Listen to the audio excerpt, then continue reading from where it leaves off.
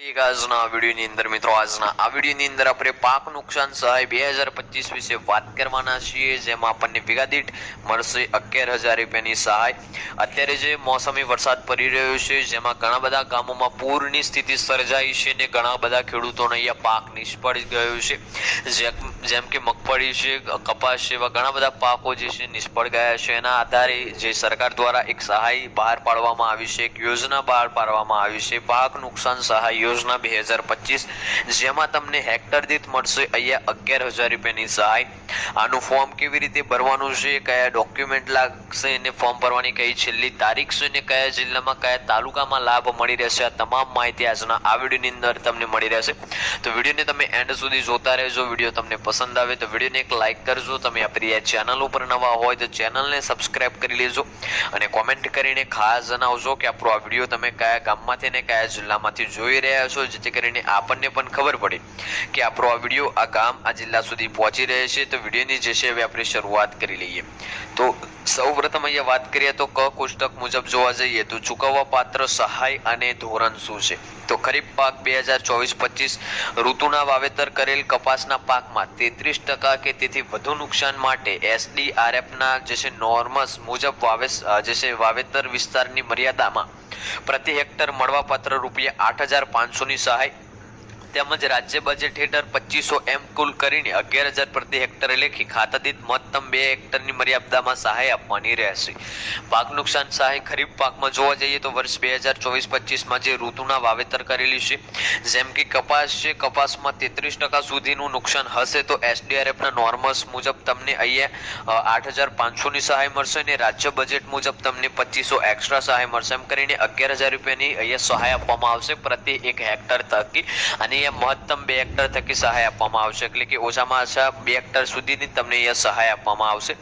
આ સહાય ખાતા દીઠ ગામ નમૂના નંબર 8 મુજબ મહત્તમ 2 હેક્ટરની મર્યાદામાં મળવા પાત્ર રહેશે, એટલે કે જે સહાય છે એ ખાતા દીઠ મળશે ગામ ક્રમ નમૂના મુજબ 8 ના મુજબ તમને અહીંયા મળશે। વાત કરીએ તો કયા જિલ્લાના ગામોમાં અથવા તો જે છે શહેરોમાં તાલુકામાં આ સહાય મળશે, તો ભાવનગર જિલ્લાની વાત કરી લઈએ તો એમાં સૌ પ્રથમ અહીંયા તમને મહુવામાં સહાય મળી રહેશે। તમે મહુવાથી જો તો તમે આ ફોર્મને ભરી શકો છો ભાવનગર જિલ્લામાં। બીજું છે શિહોર, ત્રીજું છે ઉમરાળા અને ચોથું છે ઘોઘા। આ 4 ગામો અથવા જે તાલુકા છે એમાં તમને અહીંયા સહાય મળી રહેશે। વાત કરીએ હવે આગળ તો અમરેલી જિલ્લામાં સૌ પ્રથમ તમને અહીંયા અમરેલીમાં મળી રહેશે। બીજું વાત કરીએ તો જે છે કુકાવાડ વાડીએ મળી રહેશે, ત્રીજું ખાંભામાં મળી રહેશે, ચોથું જાફરાબાદમાં મળી રહેશે, પાંચમું નામ છે ધારીનો, છઠ્ઠું નામ છે બગસરા, સાતમું નામ છે રાજુલા, આઠમું નામ છે બાબરા, નવમું નામ છે લાઠી, 10મું નામ છે લીલિયા અને 11મું નામ છે સાવરકુંડલા। આટલા જે લિસ્ટ છે ગામો અમરેલીના એમાં અહીંયા તમને સહાય મળી રહેશે।